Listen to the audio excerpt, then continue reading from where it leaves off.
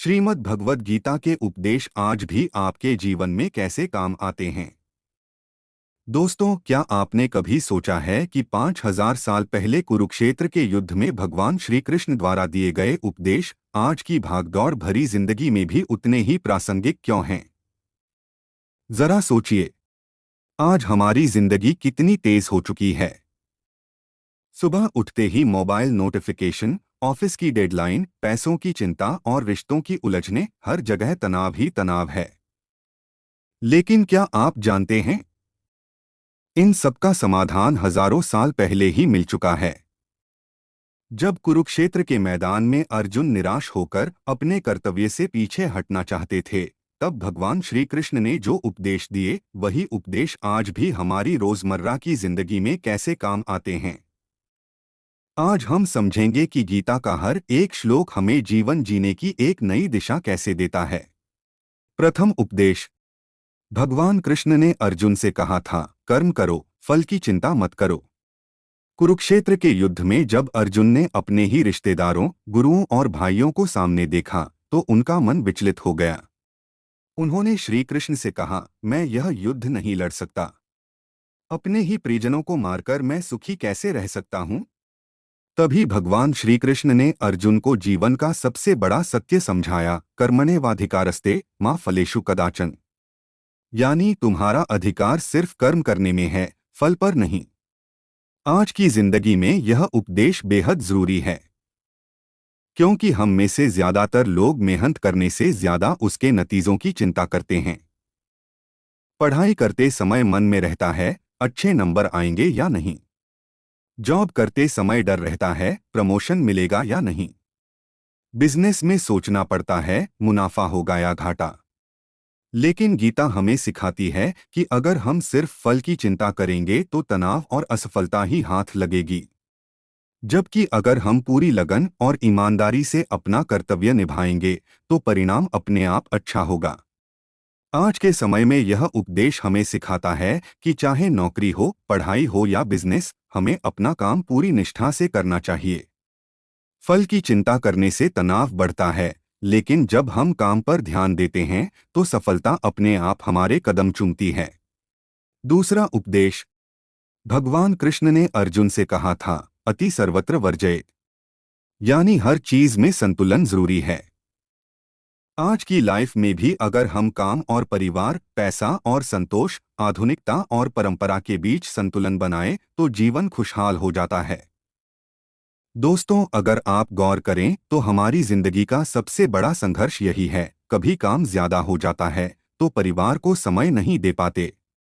कभी पैसा कमाने की दौड़ में हम सेहत भूल जाते हैं और कभी मनोरंजन में डूबकर अपने लक्ष्य को नजरअंदाज कर देते हैं। गीता हमें सिखाती है कि अत्यधिक किसी भी चीज से नुकसान ही होता है।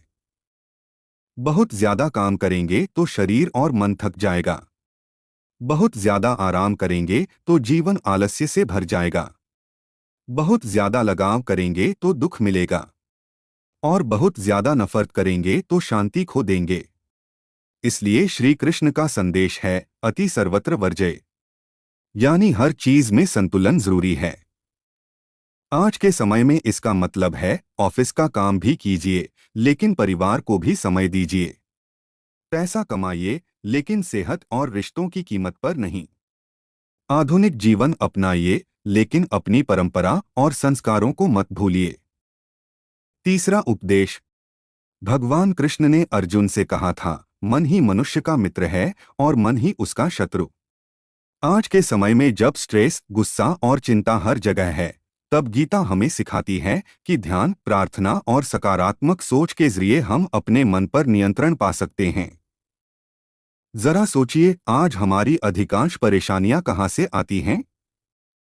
हमारी सोच से। कभी भविष्य की चिंता हमें खा जाती है, कभी अतीत की यादें हमें दुखी कर देती हैं और कभी वर्तमान की छोटी सी असफलता भी हमें तोड़ देती है। यह सब इसलिए होता है क्योंकि हमारा मन नियंत्रित नहीं है। भगवान श्री कृष्ण कहते हैं कि जिस इंसान ने अपने मन को वश में कर लिया, उसके लिए यह मन सबसे बड़ा मित्र है।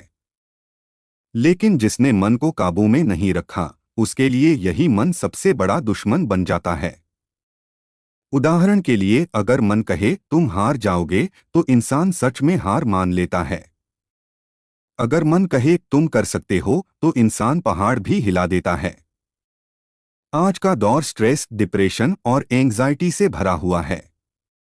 लोग बाहर की चीजों पर तो कंट्रोल करना चाहते हैं, जैसे कि नौकरी, पैसा, रिश्ते, लेकिन असली कंट्रोल तो भीतर चाहिए, यानी अपने मन पर। गुस्सा आए तो संयम रखें, डर लगे तो हिम्मत जगाएं, लालच आए तो संतोष रखें। यही असली विजय है, मन की विजय। इसलिए श्री कृष्ण का संदेश साफ है, अगर मन को साध लिया तो पूरी दुनिया जीत सकते हो, लेकिन अगर मन पर काबू न रहा तो सबसे बड़ी हार भी वहीं से शुरू होती है। यही कारण है कि श्रीमद् भगवद गीता केवल एक धार्मिक ग्रंथ नहीं, बल्कि जीवन का मार्गदर्शन है। यह हमें बताती है कि असली युद्ध कुरुक्षेत्र में नहीं, बल्कि हमारे मन और जीवन के अंदर है। और जो इस युद्ध को जीत लेता है, वही सच्चा विजेता कहलाता है। तो दोस्तों, अगली बार जब भी आप किसी कठिनाई में हो, कुरुक्षेत्र की उस गीता को याद कीजिए, जहां भगवान कृष्ण अर्जुन से कहते हैं, उठो, जागो और अपने कर्तव्य का पालन करो। अगर आपको यह वीडियो पसंद आया हो और आप मानते हैं कि गीता के उपदेश आज भी प्रासंगिक हैं, तो इस संदेश को आगे बढ़ाइए, वीडियो को लाइक कीजिए, अपने दोस्तों और परिवार के साथ शेयर कीजिए और चैनल को सब्सक्राइब करना बिल्कुल मत भूलिए। क्योंकि हो सकता है गीता का यह ज्ञान किसी और की जिंदगी भी बदल दे।